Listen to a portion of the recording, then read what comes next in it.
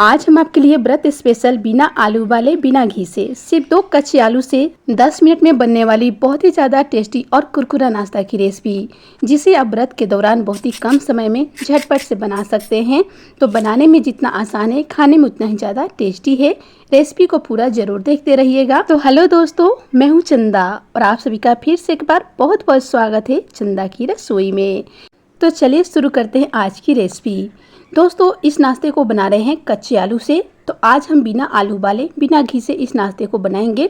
तो इसके लिए देखिए 2 मीडियम साइज कच्चे आलू को छीलकर हमने अच्छे से धो लिया है और इन्हें छोटे टुकड़ों में कट कर लिया है। तो दोस्तों, आज हम बिना आलू वाले बिना घी से बना रहे हैं। तो इसके लिए हमने यहाँ पे एक ग्राइंडर लिया है।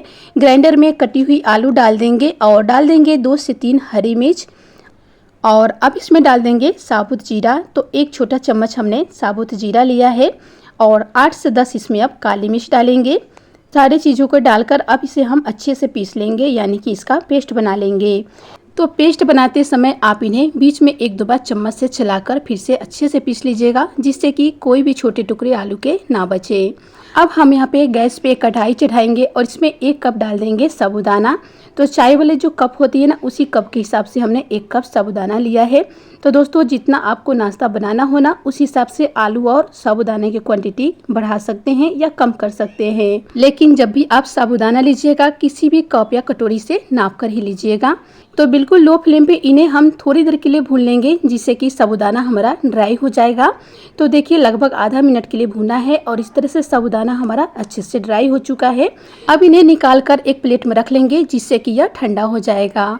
तो देखिए पूरी तरह से ठंडा हो चुका है। अब इन्हें हम पीस लेंगे। तो एक ग्राइंडर ले लिया है और इसमें अब हम सारे साबूदाना को डाल देते हैं और इनका एक पाउडर बनाकर तैयार कर लेते हैं। तो लीजिए, अब हमारा जो है साबूदाना का पाउडर भी बन गया है। तो साबूदाना का पाउडर जो है ना, बिल्कुल सूजी की तरह बन जाता है, यानी कि यह मैदे जैसे बारीक नहीं होता है, सूजी के जैसे यह बिल्कुल महीन हो जाता है। इसी तरीके से इन्हें पीसकर तैयार कर लीजिएगा। अब हम पीसे हुए साबूदाने को एक दूसरे बर्तन में डाल देंगे। दोस्तों, इस नाश्ता के लिए ना आपको साबूदाना भिगोना है ना आलू उबालना है। एकदम झटपट से बनने वाली यह व्रत का नाश्ता है। आप इसे बहुत ही कम समय में बना सकते हैं, इसलिए रेसिपी को पूरा ज़रूर देखते रहिएगा। अब देखिए इसमें हम कच्चे आलू के जो पेस्ट है इसे डाल देंगे और ग्राइंडर का जो पेस्ट बचा हुआ है ना, इसे हम अभी नहीं निकालेंगे, इन्हें हम साइड में रख देते हैं। और दोस्तों, अब इसमें हम डाल देते हैं 2 चम्मच भुनी हुई मूंगफली का पाउडर। नाश्ता का जो टेस्ट है काफ़ी ज़्यादा बढ़ जाता है। आधा छोटा चम्मच ग्रेट किया हुआ अदरक डालेंगे, थोड़ा सा बारीक कटी हुई हरा धनिया, 1 छोटा चम्मच नींबू का रस डाल रहे हैं और आधा छोटा चम्मच व्रत में खाने वाला सेंधा नमक डाल रहे हैं। अगर आप इसमें से कोई भी चीज़ व्रत में नहीं खाते हैं, उसे आप पूरी तरह से स्किप कर दीजिएगा।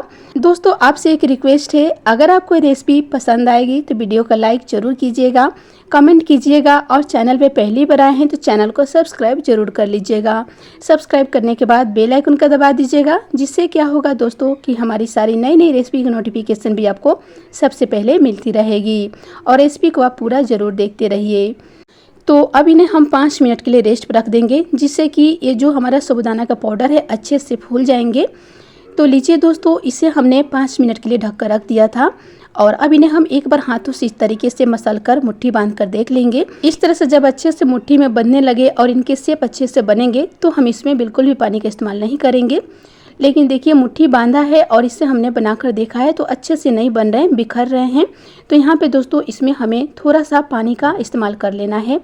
तो जो बचा हुआ ग्राइंडर में पेस्ट था ना, इसी में हमने 2 चम्मच पानी लिया है और देखिए 2 से 3 चम्मच आप इसमें पानी डाल दीजिएगा ज़रूरत के हिसाब से और फिर से इन्हें आप अच्छे से मसल कर मिला लीजिएगा। जैसे आप आटा को गूंथते हैं उसी तरीके से मुट्ठी में बांध कर गूंथिएगा। इससे क्या होगा, इसमें अच्छी सी बाइंडिंग आएंगी और इस तरह से जो हमारा नाश्ता का शेप है बहुत ही अच्छे से बनकर तैयार होगा। दोस्तों, अगर आपको और भी नाश्ते की रेसिपी देखनी है तो एक बार चैनल को चेकआउट जरूर कर लीजिएगा, क्योंकि हमारे चैनल पे आपको बहुत सारे नाश्ते की रेसिपी देखने को मिल जाएंगे, जिसे आप बस बहुत ही आसानी से घर में रखे सामानों से ही बनाकर तैयार कर सकते हैं। तो देखिए इसे हमने अच्छे से गूंथने के बाद एक बार फिर से मुट्ठी में बांध कर देख लिया है और देख सकते हैं अच्छे से मुट्ठी में बंधने लगे हैं। तो इससे पता चलता है इनका जो मिक्स है अच्छे से बन चुका है। तो बस इन्हें इस तरीके से अब हम टिक्की का शेप दे देंगे। तो थोड़ा सा जब आप इन्हें टिक्की का शेप देंगे ना, साइड से क्रैक होंगे लेकिन इससे कोई भी दिक्कत नहीं होगी, यह नाश्ते में और भी अच्छे टेस्ट लेकर आते हैं, यानी कि किनारे से और भी ज़्यादा क्रिस्पी बनकर तैयार होते हैं। दोस्तों यह व्रत का नाश्ता इतना ज़्यादा टेस्टी और मज़ेदार होता है कि आप इसे एक बार खाएंगे तो बिना व्रत के भी बनाना चाहेंगे। तो देखिए इसे हमने टिक्की का शेप दे दिया है, तो इन्हें हम रख देते हैं एक प्लेट में। हम यहाँ पे छोटे छोटे शेप में टिक्की को बना रहे हैं। आप अपने मनपसंद से बड़ा शेप भी इसे दे सकते हैं, या आप इसे अपने मनपसंद दूसरा शेप भी दे सकते हैं। तो देखिए इसे हमने फिर से उसी तरह से मुट्ठी में बांधकर गोल आकार दे दिया है और हथेलियों पे दबाकर टिक्की का शेप दे दिया है।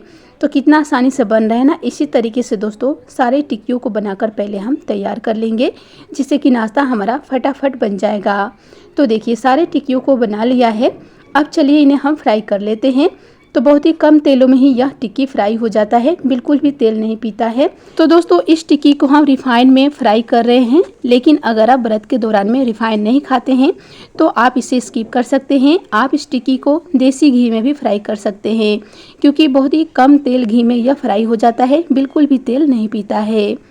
तो देखिए इस तरीके से हमने 5 टिक्कियाँ इसमें डाल दी हुई है और बस इन्हें थोड़ी देर के लिए फ्राई होने देते हैं, यानी कि नीचे से जब यह अच्छे से छोड़ने लगेंगे तब इन्हें हम पलटी कर लेंगे। तो मात्र 1 से 2 मिनट के समय लगेंगे और नीचे से एकदम इस तरीके से देखिए हल्का लाल हो जाएंगे, तब इन्हें आप पलटी कर लीजिएगा। तो देखिए गैस का फ्लेम हमने मीडियम लो रखा है और मीडियम लो फ्लेम पे ही टिक्की को फ्राई कर रहे हैं। इस तरह से बहुत ही अच्छे से क्रिस्पी बनेंगे और ये जलेंगे भी नहीं। दोस्तों व्रत के दौरान अगर आपको कुछ भी बनाने का मन ना करे तो इस नाश्ता को आप झटपट से बना सकते हैं। तो पहले कभी अगर आपने ट्राई नहीं किया है तो दोस्तों इस नाश्ता को आप ज़रूर से ट्राई कीजिएगा, आपको काफ़ी ज़्यादा पसंद आएगा। तो देखिए इसे उलटते पलटते हमने लगभग 4 से 5 मिनट के लिए फ्राई कर लिया है और देख सकते हैं कितने अच्छे से यह लाल हो चुके हैं। तो इसे अब हम निकाल लेंगे और इसी तरीके से दोस्तों बचे हुए नाश्ते को भी फ्राई कर लेंगे। तो देखिए इसे फ्राई करने के बाद भी देख सकते हैं तेल वैसे की वैसी बचा हुआ है। तो सबसे खास बात है कि व्रत के दौरान बिल्कुल भी ऑयली नहीं होगा यह नाश्ता। आप इसे सावन व्रत हो या नवरात्रि कभी भी बना सकते हैं। तो लीजिए बचे हुए नाश्ते को भी फ्राई कर लिया है और यह गर्मा गर्म व्रत के लिए एकदम कुरकुरा टेस्टी नाश्ता बनकर तैयार है। इस नाश्ता को व्रत वाली चटनी के साथ सर्व करें या चाय के साथ, खाने में बहुत ही ज़्यादा टेस्टी और कुरकुरा लगता है।